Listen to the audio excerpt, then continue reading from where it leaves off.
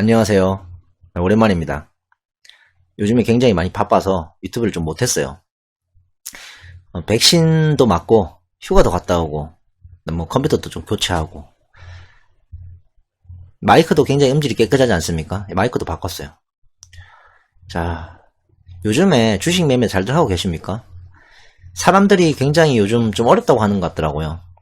근데 저는 단타 매매를 해서 그런지 몰라도 비슷한 것 같아요, 저는. 요즘 카카오가 이제 굉장히 뉴스에 많이 오르락내리락 하더라고요. 네, 물리신 분들 많을 겁니다, 아마.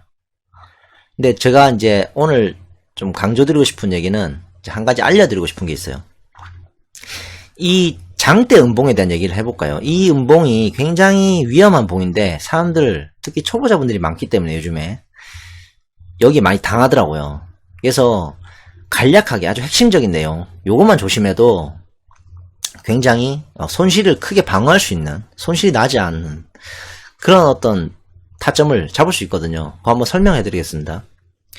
자, 이 장대 음봉을 잘 보시면은 한번 봐보세요. 세 가지 요건, 안 좋은 세 가지 요건을 다 갖추고 있어요. 그래서 이 장대 음봉이 굉장히 위험한 봉이라는 걸 여러분들 아셔야 됩니다. 그걸 한번 설명해 볼게요. 자, 첫 번째는 이 고점이에요. 단기 고점. 보세요. 여기서 지금 발현을 했잖아요. 이게 나왔단 말이에요. 고점에서 쫙 떨어진 거잖아요. 시가 갭 하락으로 빡 시작한 다음에 끝까지 밀었잖아요. 거의 끝까지. 그죠? 자, 그리고 거래량 어떻습니까? 굉장히 많이 터졌죠. 전날보다 무려 16배가 터졌어요. 자, 거래량이 무려 16배나 1600%가 터지고 우량주가 종가 기준 마이너스 10%면 굉장히 많이 떨어진 거죠. 자, 그렇죠? 자, 그리고 단기 고점. 자, 이 세 가지 요건. 단기 고점, 장대 음봉, 거래량, 폭발적인 거래량. 자, 이 세 가지가 다 충족해요. 그러면 이 봉은 굉장히 위험한 핵폭탄급이에요. 이런 데 들어가서는 안 되는 거죠, 섣불리. 그 말씀을 오늘 해드리고 싶은 거예요. 첫 번째는. 그러니까 요즘에 초보자분들도 많이 하니까 주식을 이런 게 이제 장대 음봉 나왔을 때 평소에 카카오를 관심 있게 보시던 분들이 이거 싼 거 아니냐 이런 식으로 생각해서 여기에 섣불리 진입을 한다는 소리죠. 자, 이 거래량이 그걸 말해주고 있지 않습니까? 이렇게 거래량이 많이 터졌다는 게 무슨 의미겠어요? 파는 사람도 굉장히 많았지만 사는 사람도 굉장히 많았다는 소리. 그걸 다 받아줬다는 소리, 누군가는. 그죠? 그럼 여기에 굉장히 많이 물려있을 거라고요. 누가? 개미들이. 예, 초보자 개미들이.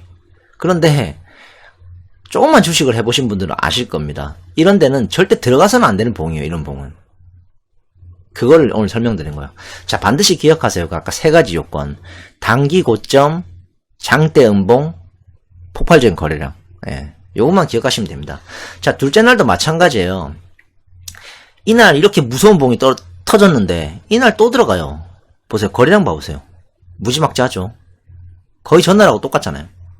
자, 그 말인즉슨 또 무지하게 많이 샀다는 소리입니다. 자, 이렇게 사시면 안 되고 이렇게 장대 음봉 터졌을 때는 반드시 이 하락이 다 마무리된 다음에 머리를 들어 올릴 때 그때 사도 안 늦어요, 여러분. 절대 늦지 않습니다. 보세요. 이날 종가에 들어가도 심지어 이날 들어 올렸다 다음날 들어 올린다고 생각해보세요. 들어 올려도 이날보다 싸요. 네, 싸게 사야 한단 말이에요, 주식을. 그렇게 사시는 겁니다. 사더라도 이날 사면 안 되죠. 자, 기억을 해주시기 바라고요. 제가 이 카카오로 이제 수익을 냈는데 이제 어떻게 수익을 냈는지 이제 설명을 해드릴 거예요. 저는 이제 단타 매매이기 때문에 이런 구간에서도 다 수익 구간이 나옵니다. 저는 뭐 맨날 나오는 건 아니지만 주식을 저는 이제 매매를 자주 하진 않아요. 다른 일을 하면서 틈틈이 그냥 가끔 시간 날 때마다 하기 때문에 매매를 뭐 자주 하진 않습니다만 확실한 구간을 잡아 들어가면서 매매를 해요. 이제 그거를 이제 설명을 드릴 거예요. 유튜브에서 보면 저처럼 매매하시는 분들은 없더라고요. 이제 그 이유는 이제 대부분 전문가들이 많거든요. 전업 투자가분들, 고수들이 굉장히 많습니다. 저도 가끔가다 이제 고수들이 하는 걸 이제 한 번씩 보거든요. 저도 좀 배울 점이 있나 해서. 근데 이제 저처럼 이렇게 직장을 다니면서 다른 일을 하면서 아주 짧은 시간 이렇게 하시는 분들은 거의 없더라고요. 이제 직장을 다니면서 하시는 분들, 이제 하시고 싶은 분들은 이제 제가 하는 거를 한번 보시면 큰 도움이 될 거라고 생각합니다. 이제 제 관점을 한번 설명드려 볼게요. 자, 이날 확인을 해요. 저는 저평가 매매를 쓰죠. 이날 확인을 합니다. 당연히 저평가가 아니에요. 왜냐면 아직 다 이 하락분을 누가 받아주질 못했어요. 자, 이날도 보세요. 거래량 한번 보시면 알겠지만, 이날 아무리 거래량이 많이 터져도, 여기서 굉장히 많은 거래가 이루어진데, 그 거래를 다 받을 수는 없죠. 그죠? 예. 이날 한번 보세요. 거래량 두 개 합치면 거의 여기다 다 상세가 되죠. 굉장히 많은 거래량이 터졌고, 이날 분봉을 보시면 주가가 이제 어느 정도 안정화되는 것을 볼 수 있습니다. 그래서 제가 이제 이날 장 끝나고 이날 종가가 128,500원에 끝났네요. 이 128,500원 밑으로 이제 더 떨어지면 여기서는 이제 저평가라고 전 생각을 해요. 이제 판단을 내립니다. 그렇게. 그래서 다음날 시가를 보고 들어가야겠다고 이제 확신을 하게 돼요. 결심을 하게 돼요. 왜냐면 예전에도 설명드렸다시피 저평가 구간에 진입하면 계속 오르거든요. 오를 수밖에 없어요. 무조건. 자, 그래서 이제 분봉을 보면서 한번 설명해 보겠습니다. 요날 한번 보자. 9월 9일이네요. 9월 9일부터 한번 분봉. 자, 보자. 9월 9일. 9월 9일 요날이죠. 요날. 자, 요날 한번 볼게요. 요날 이제 보시면은 시가 갭 하락으로 시작을 하면서 하루 종일 이렇게 쭉쭉 조금씩 내리면서 마지막에 골든 크로스 나오죠. 드디어 골든 크로스 처음 나오면서 뭔가 주가가 좀 안정되는 느낌을 줍니다. 그리고 종가를 보시면 이 종가 중요한데요. 종가 보시면 이날의 저가를 깨지 않고 끝나요. 그래서 저는 이 다음날 만약에 이 시가가 이날 종가보다 더 내려가는, 특히 이제 이 부분에 대해서는 저평가 구간이라고 이제 판단을 합니다. 이 다음날의 시가가 굉장히 중요해요. 저한테는. 왜냐면 아까 말씀드렸다시피 이 시가가 만약에 이렇게 저평가 구간에 들어가면 오르지만, 이게 만약에 좀 크게 해볼게요. 좀만 더 크게 해보자. 이걸 봐야 되냐. 자, 이날 요 구간 잘 보세요. 128,500원 요서부터 이 다음날 시가가 요날 종가, 요날 9월 9일 종가보다 낮게 시작하면 들어가야 돼요. 제 입장에서는 저평가이기 때문에. 근데 이거보다 높게 만약에 시작했으면 안 들어가죠. 저는 이게 굉장히 중요해요. 이 부분이.